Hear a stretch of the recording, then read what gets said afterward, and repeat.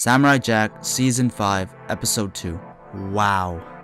Let's just get right into it. I love the opening they used. It really makes you think about Jack's desperation and hopelessness, especially the way he says, gotta get back to the past. I'd be lying if I told you that I was disappointed with Aku's first appearance. I'm so glad he has maintained his comedic demeanor. The 7 daughters of Aku made me feel odd about him because I always remembered him as a funny guy. But the women training the daughters made it seem like he is always brutal and angry, when that couldn't be farther from the truth. Aku's first appearance is hilarious. We hear his alarm go off and he simply punches it out of the way. He's just like all of us. He hates getting out of bed. Him putting his eyebrows on were a nice touch, and the stretching added more to the comedy. These daily rituals just make him seem more ordinary and not the unique evil being that he is made out to be by the other characters. Aku was told that new arrivals have come to offer tribute, and by his facial expression it is obvious that he has accepted many tributes and has grown tired of them. Once again, early on into an episode, we are exposed to the futuristic world when we see new types of creatures. No euphemistic speech here, the creatures legitimately look like diarrhea. They're goopy and parts of their bodies fall off and onto the floor. The tribute they offer is a poor attempt of a figure of Aku. At first I thought it was one of those Hanukkah candles, but then my logic got rid of that stupid thought. Aku is disgusted and he reprimands the creatures for ruining his floor after he had just had it vacuumed. He commands them to get out. The ongoing gag between the beetle drones continue, where we see scientists who work for Aku telling him that they have just created a new one. It's just one of those elements of the show where Aku has always tried to create newer and stronger drones, but they are ultimately defeated by Jack. Aku shows no interest, saying how he has no care about Jack. He even calls him a mad fool wandering around. The attempt to convince the scientist that he doesn't care seems quite forced. It's almost as if he's trying to convince himself that he doesn't care. Note the parallels between Aku and Jack in terms of their state of mind. Aku has grown weary of trying to kill Jack over the last 50 years. He has considerably lost his desire to kill Jack, and Jack has considerably lost his desire to live. Aku descends away from the scientists, and the prediction many of you probably shared with me is proven to be correct. In another comedic scene, Aku is in therapy but with himself. Aku shows how uneasy and drained he is as he says that it's been over 50 years already. He confirms that he has eradicated all the time portals and thus eliminated any chance for Jack to get back to the past. He says how he thought all he had to do was wait it out and let Jack die, presumably either in battle due to his diminishing fighting ability from aging or simply from old age. Aku laments that Jack doesn't age and that he can't handle the fact that he's going to be around forever. I believe this foreshadows that Aku will somehow cause Jack to start aging. As I said in the last video, after Jack lost to the Guardian, we are shown an image of a much older Jack in the portal. Before their fight started, the Guardian said that there's only one person prophesied to beat him, and that it isn't Jack. However, the portal actually called to the Guardian to prevent him from delivering the final blow. As Jack is carried away by the pterodactyl, the Guardian says that Jack can't use the portal yet, so Jack will eventually go through that portal and get back to the past. I don't think Aku was able to defeat the Guardian. Perhaps he was able to hide the portal from Aku. Regardless, we should expect to see the Guardian again. Anyways, Jack has to age somehow, otherwise it's a large plot hole. Therapist Aku says how this is quite the conundrum, and Aku shows his comedic nature by asking what the word meant. The scene ends with Aku wishing that there was someone who can dispose of his problem. As viewers, you know he's referring to the 7 daughters, but it is still ambiguous as to whether he knows about them or not. Aku is comedic, so he may just be acting that way, or he may very well know nothing about the daughters. This was a great opening scene, and it just serves to show new viewers how Aku is like, and to reaffirm longtime viewers that he has not changed. It's sad that the original voice actor, Mako Iwamatsu, passed away about 10 years ago, but I'm impressed by his replacement, Greg Baldwin. The next scene shows a white wolf walking in the woods, alliteration intended. The wolf arrives at a point where he has to choose to either go straight or left. We get a close-up of his face and see the wolf deciding to go left. Notice that the camera also pans out to the left. Finally, we're shown Jack on his motorcycle, and I quickly realized that I was wrong about him not going back to pick up his helmet. We are also reminded of Scaramouche's sword and how it will serve as a temporary replacement until Jack is able to retrieve his magical katana. Jack also arrives at a point similar to the wolf, but he has to decide whether to go left or right. We get a close-up of Jack's face and he decides to go left, just like the wolf did. The same music is also used for both close-ups, contributing to the similarity between the scenes. We get back to the white wolf and he becomes surrounded by enemies. It's obvious what it represents. The white wolf is Jack and the enemies around him are the 7 daughters. This foreshadows that Jack will be in a similar predicament. Yet again, we see the brilliance of this show. It's able to present us with parallels between scenes without any usage of dialogue.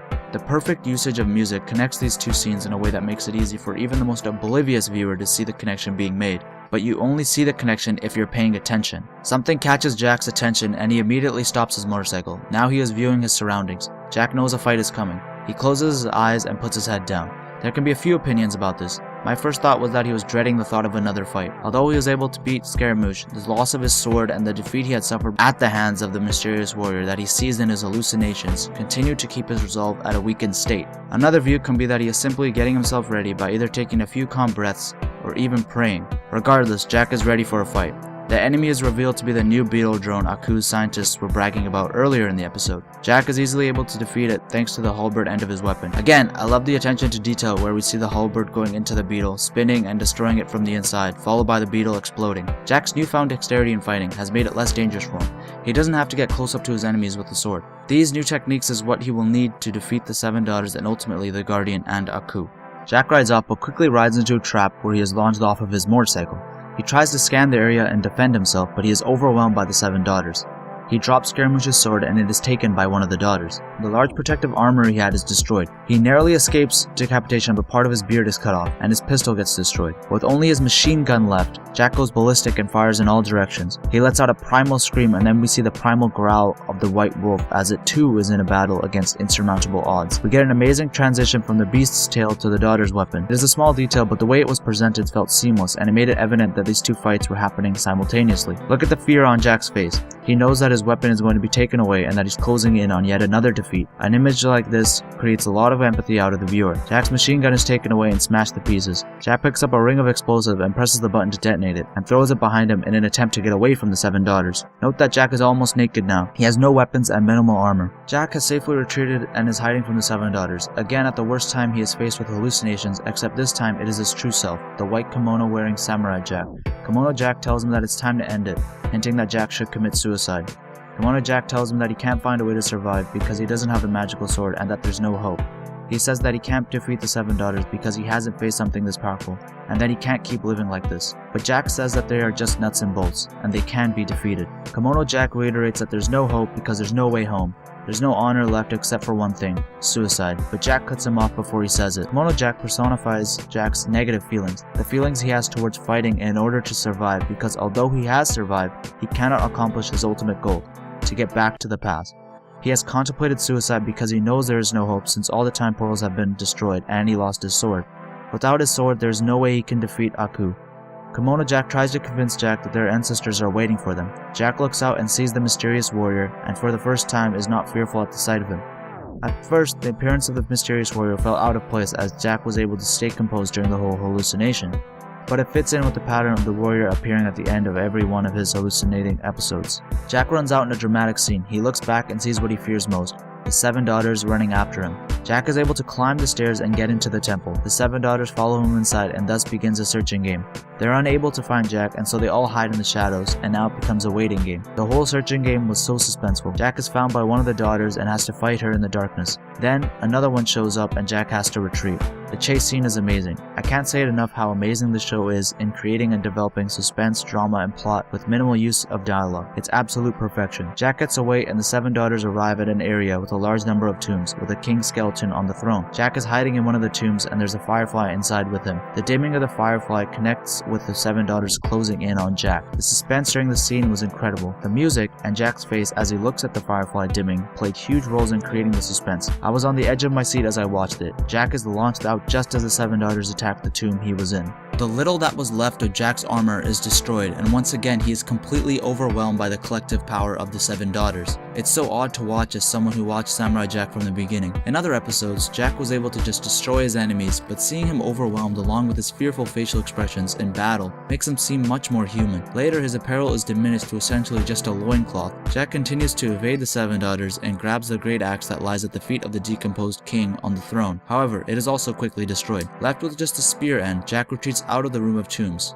Intentional rhyme. Jack is found by one of the daughters, but he is able to kill her. He is surprised and uneasy at the sight of blood. This is the first time Jack has killed a human being. There are instances in past episodes where Jack defeats humans, but whether they actually died or not is ambiguous. The mask breaks and he sees that he has killed a human. Predictably, the fallen daughter was not Ashi, as she will be the last one to fall at the hands of Jack. The dead daughter was the one who took Scaramouche's sword from Jack. Jack takes it back after he hears the footsteps of the other daughters coming from one direction. In the other direction, he sees an exit from the building. With a stab wound in his gut, Jack limps towards the exit. He uses Scaramouche's sword to create an explosion by tapping the walls as he limps for the exit. The explosion occurs just as he falls into the river on the outside. The water around him is red with his blood. We end off with the sight of all the beasts killed by the White Wolf. Sadly, the White Wolf has died. Everything that has happened between the White Wolf and Jack has been similar except for the ending. That White Wolf being dead just serves as a cliffhanger for us, but obviously Jack is still alive. Final thoughts. This is what Samurai Jack should have always been like. These 2 episodes have definitely far surpassed the previous ones. I'm just so surprised how much better the second episode was to the first. I'm loving this show so much. There's no way Ashi died in that explosion. I don't think any of the 6 remaining daughters did. I think one daughter will die for every battle Jack has with them, or perhaps we'll see a couple die in one battle later on. As the daughters gradually die, it will only fuel Ashi's hatred for Jack. If you got this far, then I greatly appreciate you watching. Let me know what you guys thought of the analysis and the episode. What you guys think in my comments, any predictions you guys have, any things I missed. As always, I appreciate it, and I'll catch you guys on the flip side.